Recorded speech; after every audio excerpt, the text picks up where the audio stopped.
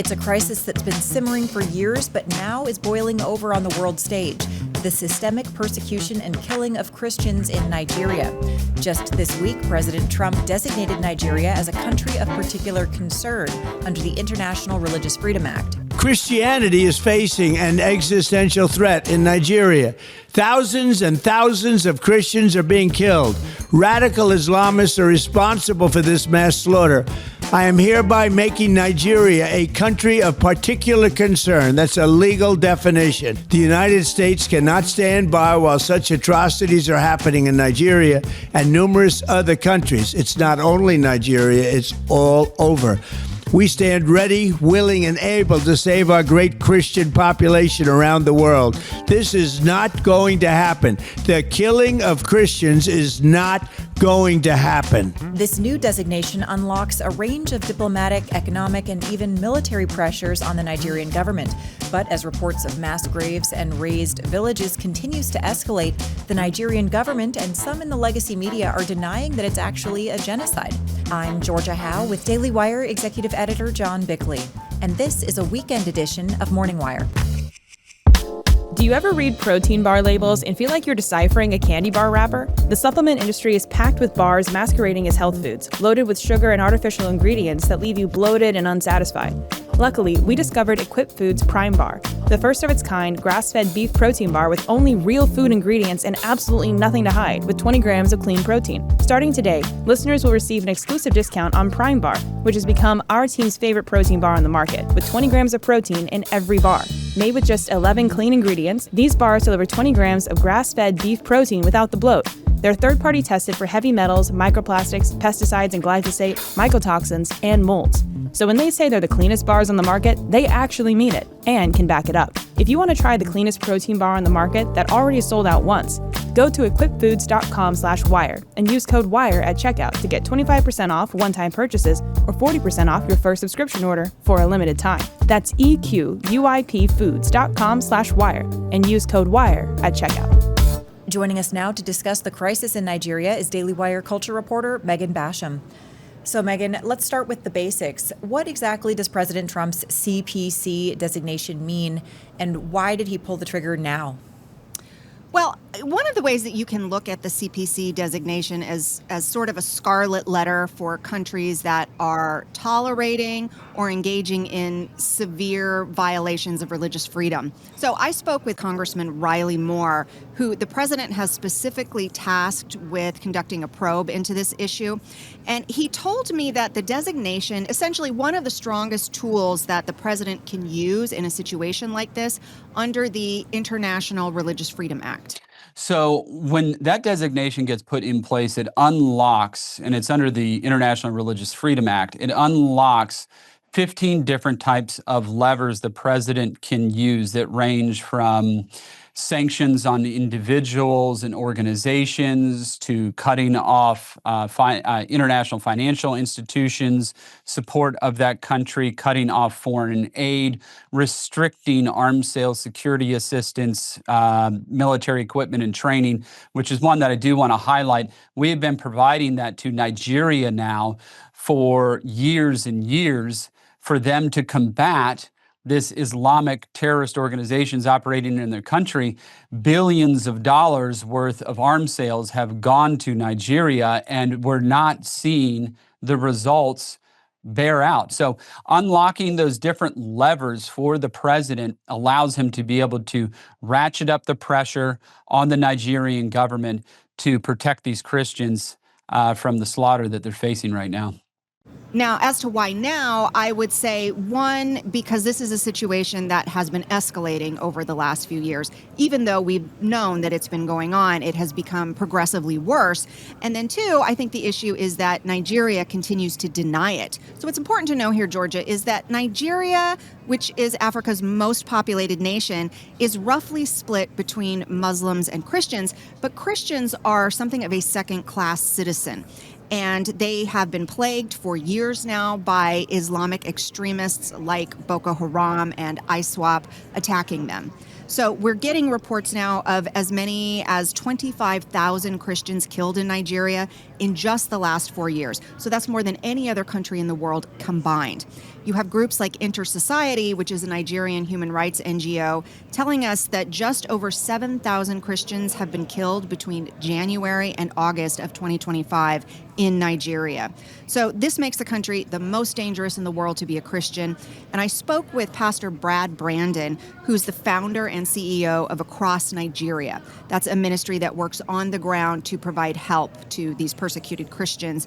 And he says that when we're talking about these numbers, we're likely underestimating the problem. In fact, the numbers are coming in at over 50,000 killed since 2009. The UN just recently released an estimated 350,000 people that have been killed indirectly by the instability that's caused by groups like Boko Haram and ISWA. So absolutely, it's a culture of death, and the areas that we work in, it is very common for areas, villages to be attacked, burned, houses burned out, entire villages razed. In fact, I was just a few months ago in a community called Yalawata, where 250 Christians were killed in one night. Now, a few days before Trump made this official announcement, he also posted about it on Truth Social. And I actually want to read this verbatim because it's quite something. So he said, if the Nigerian government continues to allow the killing of Christians, the USA will immediately stop all aid and assistance to Nigeria and may very well go into that now disgraced country, guns a-blazing, that's a direct quote, to completely wipe out the Islamic terrorists who are committing these horrible atrocities. I am hereby instructing our Department of War to prepare for possible action. If we attack, it will be fast, vicious, and sweet, just like the terrorist thugs attack our cherished Christians. Warning, the Nigerian government better move fast. Now, that last part in all caps, so not mincing any words. And I think it's worth emphasizing that the first Trump administration also took this action on Nigeria. But when the Biden administration came in, they reversed it. They argued that while there is violence against Christians in Nigeria, they didn't necessarily believe that it was religiously motivated, and so it was not religious persecution. And so that's also the narrative that you're tending to see from a lot of legacy media outlets. So what this feels like to me is that the president is using his bully pulpit to, in essence, push back on that denial. Now, I do want to talk about that denial that we've seen from some of the legacy media, the AP, the BBC in particular. Why are they downplaying or trying to change the narrative around this when there's a lot of evidence that it's happening? Well, I think the main thing is that a lot of them are not on the ground, and so they are relying on official statements and reports from the Nigerian government, and the Nigerian government continues to deny that this is an issue. So they say that, yes, there is Muslim-led violence. Everybody agrees that that's happening, but they're questioning whether it's religiously motivated because leaders like the Nigerian Information Minister, Mohammed Idris, have said that such claims are misinformed and politically motivated, and instead they're blaming things like farmland disputes or pressures arising from climate change. But U.S. leaders like Ted Cruz have had some pretty sharp words about that. The AP is behaving, that reporter is behaving like most leftists, which is the violence, the atrocities of radical Islamic terrorists are of no concern to them. And even worse, if the victims are Christians, then the AP has no interest whatsoever in covering it because they don't like Christians, they don't like Jews, they don't like capitalists, they don't like Americans. And that's how we get something like Comrade Mondami in New York City.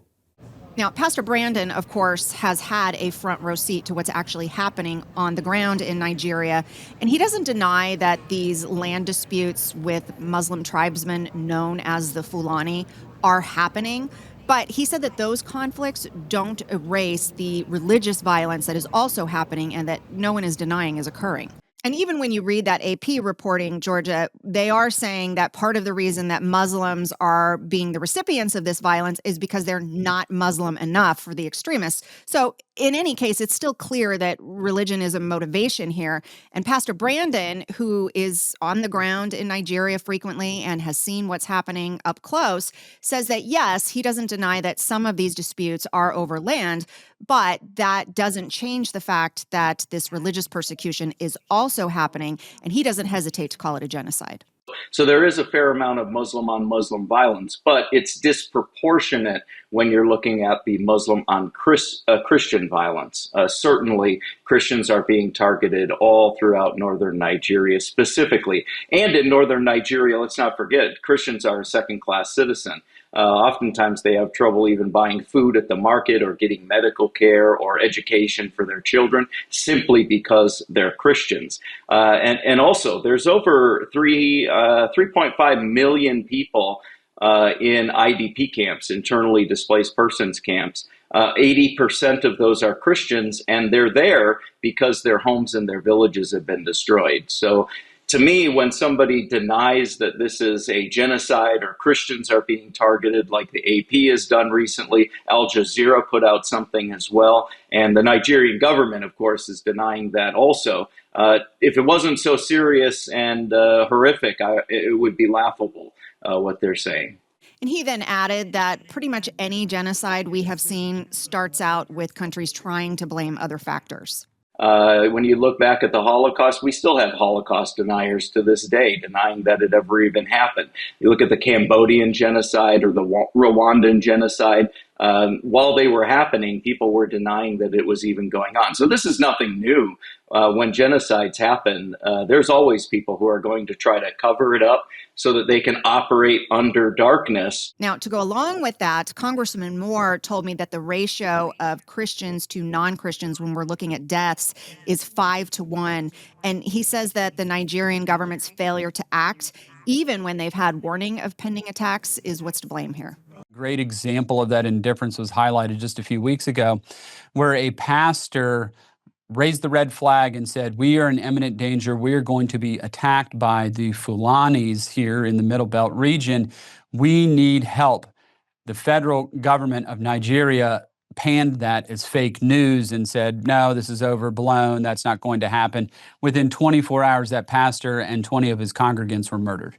So they are ignoring what's going on, and they're ignoring it to their own detriment because now it is on President Trump's radar, and he does not make idle threats or statements about issues like this. To go along with President Trump's actions, Moore is also now pushing for a House resolution condemning the persecutions of Christians in Nigeria. And Senator Cruz last month introduced a bill in the Senate called the Nigeria Religious Freedom Accountability Act of 2025. My bill does several things. One of the things it would do is direct the State Department to do what President Trump just did, which is designate Nigeria as a country of particular concern. But beyond that, the bill also goes specifically to direct the State Department to impose sanctions on the provincial officials that are complicit in these atrocities. That has not yet been carried out. I'm hopeful the Trump administration will do so. But it's part of the way you leverage change is that you impose. The United States has enormous leverage, both diplomatic leverage and economic leverage. And there's a reason that when I began calling out Nigeria for this mass murder of Christians, you had Nigerian politicians across the spectrum in Nigeria trying to argue against it because they are very, very afraid of the United States using our leverage to force them to change. So really what we're seeing is a lot of action on this issue from various branches of government. Now, is this just the U.S. or are there other nations that are joining in condemning this persecution? So that is definitely a complicated question, and the big reason for that is China. So something to stress here is that Nigeria also happens to be Africa's largest economy and its largest oil producer. So in recent years, the country has increased its economic ties with China. It has done arms deals with Beijing, for example, and the CCP has also given Nigeria investments and loans, trying to solidify that relationship. So China right now is warning the U.S. not to interfere in Nigeria. During a press conference on Tuesday, Chinese Foreign Ministry spokesperson Mao Ning said this: China firmly supports the Nigerian government in leading its people on a development path that fits Nigeria's national realities. So Moore told me what that essentially means is that China's interests are all over Africa, so they're concerned about their trade and infrastructure deals being disrupted here. For them, the status quo is great. They don't care if there's Islamic terrorists running any of these countries. It wouldn't matter to them one bit as long as they're able to extract the rare earth minerals that they want, which they basically in other countries in Africa, DRC in particular, been running essentially slave labor camps down there to extract different rare earth minerals like lithium and things like that. So for them, they don't really care about the mass killing. They just don't want the United States involved in that because they think it infringes upon their ability to extract as many resources as humanly possible from Africa. Now, that said, Moore stresses that China's actions and warnings are not going to stop the U.S. from acting. We're not going to let the Chinese dictate U.S. foreign policy to us, particularly coming from a country who has been locking up Christians in their own country, who has subjugated ethnic minorities to concentration camps, talking about the Uyghurs. We're not going to be lectured to by a country like that. Now, as we talk about the EU, they have mostly been quiet here. A spokesman did say after Trump's announcement that the EU reaffirms its commitment to freedom of religion and belief, but they are maintaining that there are many factors behind the violence here. So once again, kind of picking up the Nigerian government's talking points. And they say that Islamic violence and religious faith is only one of them. We are, however, seeing some response out of the UK. So there, a couple of different members of parliament have been pushing to get more of a statement out, and they're asking for a fact-finding mission into Nigeria. So some possible solidarity there. Now, how about from Nigerian Christians themselves? Do we have any reporting from the ground from people who are actually experiencing this? Yes, and I think that's an important question, Georgia, because we are now in this era of social media starting to hear from the Nigerian Christians themselves. You're seeing videos circulating on social media of priests carrying guns because they feel that they need them in order to protect their flock from potential Islamic violence. You're also seeing pastors pleading with the United States for help. We are tired to be outside performing burial every day, and they expect us to silence. Now is an order. Nigerian government came out openly and denied there is no massacre. There is no genocide of Christians in Nigeria, and look at it today. Is there any Muslim here? No. United Nations, I know you're watching me. American Senate, you are watching what I'm doing, I'm saying here. Special advisor to Trump, now, please tell Trump to save our life in Nigeria. They are killing Christians in Nigeria, massacre Christians. If they say they kill Muslims are being killed. By who? By Muslims. Now, Pastor Brandon tells me that part of the reason you're hearing these direct appeals to Trump and the U.S. government is because, for the most part, Western churches have not been very aware of this issue, so they haven't been very outspoken about it. That's because for the past 15 years, this has been going on. And the church in the West, and particularly the American church, has really been eerily silent on this. It's only within the last 3 or 4 months that this has floated to the top and people have started to talk about it. We've been working in northern Nigeria for 10 years, crying from the mountaintops that this has been going on and gotten very little response. And then Pastor Brandon also shared a personal story with me that really highlights the suffering and the tragedy, really, that we're seeing on the ground there in Nigeria. Back in 2021, there were 5,191 Christians that were killed. And that number is pretty close to my heart because that 5,191, was a pastor friend of mine. He actually worked for our ministry for a while as a scout, getting us into areas where we could help Muslim communities and help persecuted Christians. We were doing a 2-week tour through northern Nigeria, helping Christians and helping Muslim communities. And we dropped him off at his house one evening, and Muslim extremists broke into his compound. They burned his church to the ground. They burned his house to the ground, and they hacked him to death in his bed. I know that that's gruesome, but that's a reality in northern Nigeria. And his name was Pastor Shaibu, and every September is the anniversary of his death. And as an organization across Nigeria, we honor him. But I'll tell you, there's been many of people who are working for us or have worked for us that have been killed. We've had friends of ours killed. We're constantly in and out of villages where hundreds of Christians have been massacred. In fact, I told you about Yalawata. That was a place where Muslims lit houses on fire and stood outside and shot women and children as they tried to escape the flames. So he expressed that he's very pleased to see the U.S. government speaking out on the issue, but he's also urging Christians in the United States to be in prayer on this. And he asks for them to, consider raising their voices now and also to consider looking to ministries like his to see how they might help. Well, I know John and I felt it was important for us to cover this, and we're going to continue tracking as this moves through Congress. Megan, thanks for reporting. My pleasure. That was Daily Wire culture reporter Megan Basham, and this has been a weekend edition of Morning Wire.